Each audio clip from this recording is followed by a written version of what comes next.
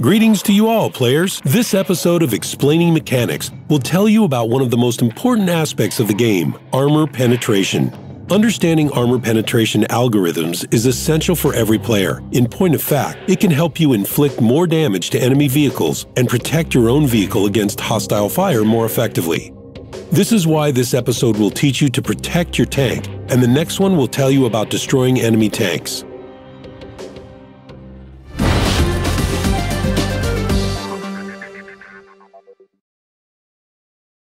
Remember that World of Tanks is a game, not a training simulator. We do our best to keep it aligned with real tank combat principles, but some artificiality is inevitable in order to make the battles more dynamic. The actual processes calculating the effects of a shell hitting armor are too complex to be calculated on the fly, and the range of consequences is so broad that in comparison, Brownian motion looks simple. For example, if a shell tries to penetrate armor head-on, it would seem to have its maximum penetration potential.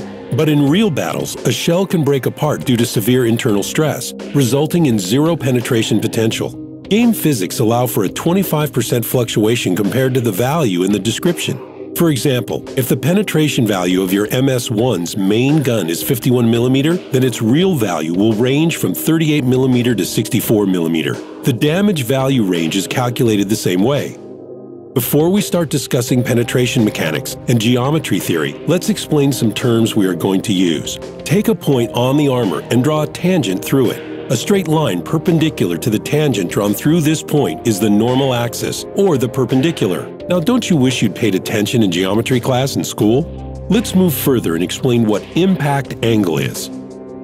It is the angle between the normal axis and the shell path from the point of impact. For example, if this angle is 0 degrees, the penetration probability is at its highest, and if it is 80 degrees, then the shell is more likely to ricochet. It should also be noted that many players consider the impact angle to be the angle between the tangent and the shell path. For example, they'll say that ricochet chances are high if the impact angle is less than 30 degrees. However, we'll stick to the terms used by our developers and the military and compare the angle to the normal axis. Another term is effective armor thickness. If the impact angle is large, the thickness of the armor is actually larger than the nominal armor thickness in the description. This effective armor thickness you actually have to pierce can be calculated as the ratio of armor thickness to the impact angle cosine. So now you're also regretting sleeping through algebra, right? Of course, we don't expect you to arm yourself with a protractor and a calculator evaluating effective armor thickness.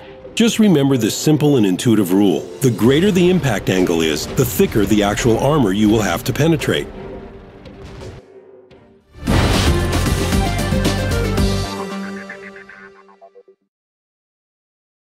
To understand where and how you should aim to penetrate your opponent's armor, you can use the penetration indicator on your reticle. If the indicator is green and your shell hits the enemy armor on the normal axis, the enemy tank will likely be damaged. If it is orange, the odds of penetrating the armor are 50-50. If it is red, don't waste your shells. You're not going to penetrate the armor. But the color of the indicator isn't what you should ultimately rely on. The armor of the tank can be positioned at various unexpected angles, and your shell may deviate from the center of your reticle and hit the armor in a slightly different spot. If you are trying to hit the glacis plate of a tank, which is at an angle to you, like a diamond, you may fail to penetrate it. Even if the normal armor thickness of this tank is 50mm, this angular position means that your shell has to deal with 60, 70, or 80mm, or even more. But the penetration marker color, based on the actual armor thickness, remains the same. But don't get all worked up over that. Keep in mind that tank armor acts exactly the same in the real world. That's why tank engineers take this into consideration and design their shells so that they tend to decrease impact angle and bring it closer to 0 degrees at the moment of hitting the armor. This effect is called shell normalization and is around 4 to 5 degrees in World of Tanks, starting with the 0.80 update. This means we can adjust our effective armor thickness formula to take into consideration the normalization angle. If your shell hits the enemy armor at an impact angle of 45 degrees, the final impact angle after normalization will be 40 degrees, which will make the whole penetration process slightly easier. Let's calculate effective armor thickness with normalization for two well-known tanks, the Panzer VI Tiger and the Panzer VI-B Tiger II. For descriptive reasons, we'll shoot each tank from the front, 50 meters away from them. and fire at their glacis plate with main guns that have a penetration potential about the same as the thickness of the armor. To make things simpler, we'll assume that the shell's path is parallel to the ground. Let's start with the Tiger. Its upper armor plate thickness is 100 mm, and its deviation is only 9 degrees from vertical line. The impact angle is the same, and normalization effect makes it 4 degrees. Let's try the KWK-40L48, which has an average penetration of 106 mm. That'll result in multiple armor penetration before the 25% penetration variable is applied, as the effective armor thickness in this case is still 100 mm. Now let's take a look at the King Tiger. Its upper armor plate thickness is 150 mm. We'll test its toughness with the 90 mm gun M3 that has a penetration potential of 160 mm. Most shells don't do significant damage to this tank, as its glacis deviation is about 50 degrees, and this means that its effective armor thickness is 212 mm, which is pretty impressive. The maximum penetration of our main gun for AP is only 200 mm. This means that the King won't even be disturbed by impacts of our AP shells on its upper armor plate.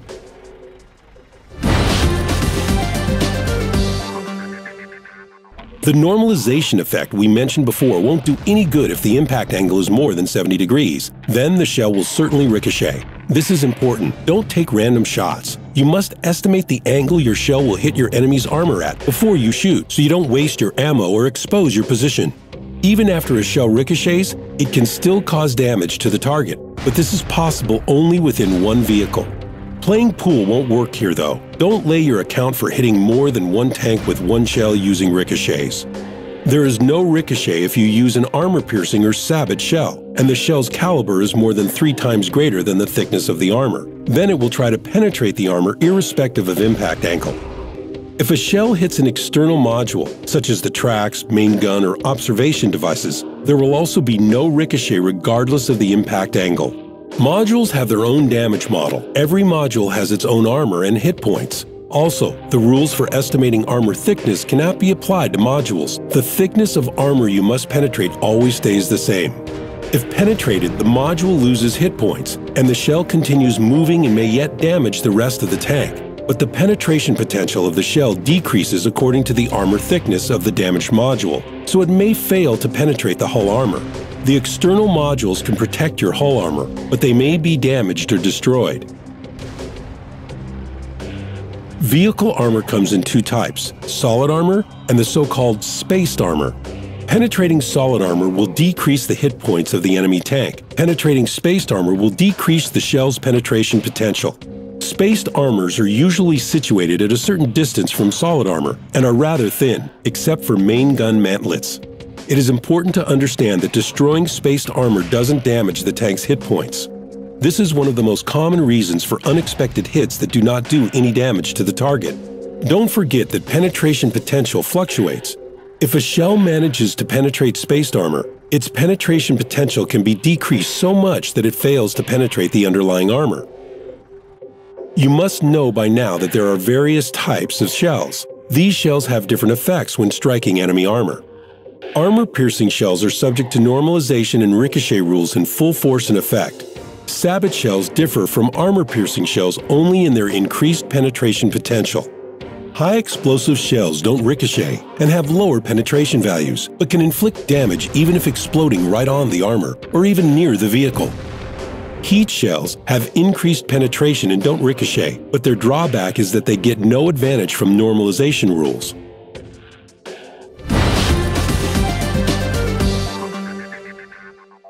Now it's time to summarize armor penetration theory and move on to practical recommendations for armor penetration. Take aim and fire. Your shell hits the enemy vehicle on its spaced armor. What processes take their place next? The first step. The server calculates the path of the shell according to the ballistic formula, determines the point of impact of the shell and its speed vector at that moment. Then the angle between the normal axis and the armor at the impact point is calculated. If this angle exceeds 70 degrees and the shell's caliber is less than triple the armor thickness at that point, the shell will ricochet. The second step. If the shell didn't ricochet and its caliber exceeds the armor thickness by more than 2 times, then the normalization value is increased for AP and sabot shells in proportion to the ratio of shell caliber to armor thickness according to the following formula. As you see, if a shell is of much greater size, it will penetrate the armor easier. The third step. At this stage, the penetration potential value of the shell is calculated. This depends on firing distance. Shooting from more than 100 meters away decreases the shell's penetration, and also on the random 25% fluctuation value. The fourth step.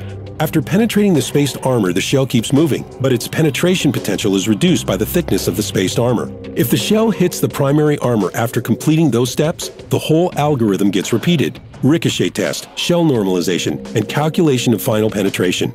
If the underlying armor is penetrated, the vehicle is damaged by the shell using its average value plus or minus 25%. It is also interesting to note that in real combat, the shell changes its path as a result of the normalization effect. But in the game, it just continues along its normalized flight path into the vehicle. This algorithm is used in sequence, first for spaced armor and external modules, then for regular armor. As can be easily understood, a shell may penetrate several layers of armor, as it penetrates one layer after another. In the next episode, we will talk about how the shell moves around inside the tank, some peculiarities of heat shells, and the effects of high explosive shells. Now it's time for the most interesting part of our program. We'll tell you some tactical techniques that can help you protect your tank in battle. Can we use mathematical theory for that? Of course we can. Now we'll explain several basic techniques that are based on this information. So let's go. Technique number 1, parking your tank at an angle. This is the so-called invincibility position. You should position your tank so it is diagonal to enemy tanks, so their shells will hit your armor at an angle and the effective armor thickness will be at its peak. To do this right, you should be familiar with your tank's armor. If you do it just right, the enemy will have considerable difficulties trying to penetrate your armor. Here's an example using 2 well-known vehicles. The Soviet heavy tank IS-7 is armored so heavily in the front and poorly on its sides that it's better to face the enemy head-on than diagonally. On the other hand, the German Panzer VI Tiger is more resistant when parked at an angle due to its massive flat frontal armor. Technique number 2, peeking around the corner. You should always drive cutting corners so as to protect your vulnerable hull side and your tank's tracks. You should also keep in mind the composition of your vehicle armor so that enemy shells hit only the most protected parts of it. You should expose your tracks only in case if your enemy has just taken a shot or doesn't see you. Don't forget this basic rule of tank construction. Almost every vehicle is protected better on its front than on its sides. And it is protected better on its sides than from behind or from above. This is why you should keep your front and frontal angles turned toward your most dangerous opponents. Technique number 3, making use of horizontal rocking. You can perform this common technique by driving your vehicle from left to right and back in short dashes. With this trick, your enemy won't be able to aim at your weak spots accurately and fire at your vertical armor gaps. This is especially helpful when your armor is relatively flat. While reloading, you can rotate your turret. We warn you that the enemy will have major difficulties aiming at its sides. Technique number 4, becoming a bait fish. Now that's a challenge. You have to be a real pro to do this right.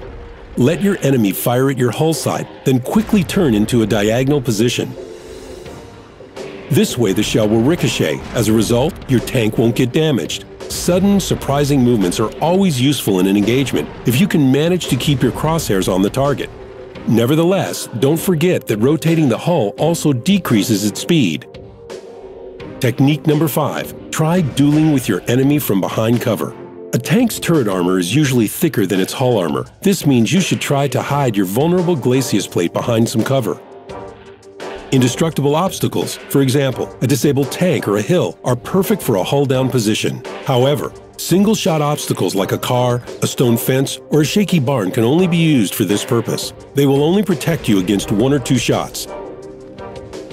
Your enemy will have to aim at sides or running gear, the most protected parts of your tank. What is more, the impact angle of the enemy shells will be very large. You can get a ricochet, or one of your external modules might get damaged, but you won't lose any hit points. If you are going to attack, you can turn or roll away a bit and then return to your basic position after you have fired. If you do everything right, this will make it hard for the enemy to aim at your weak spots. Technique number 6, using ground cover and shooting suddenly from unexpected places. Buildings may have windows and doors you can shoot through. Ruins may have gaps that can also help. Fences and rock walls are a good opportunity to blaze away at your enemy with only a tiny part of your turret exposed. Use these places, study the maps, and try to remember any advantageous positions you found. That's it for now. We hope this episode and the information provided in it will be effective for keeping your enemy in view longer and keeping you out of the garage. You're always welcome to visit our official World of Tanks forums to get relevant information, especially in the You Ask, We Answer, and Game Mechanics forums, etc. In our next episode, we are going to tell you about many other useful things. You'll learn how to destroy the enemy, how exactly the damage value is calculated, and what is right to the last shot. Good luck, and goodbye until next time.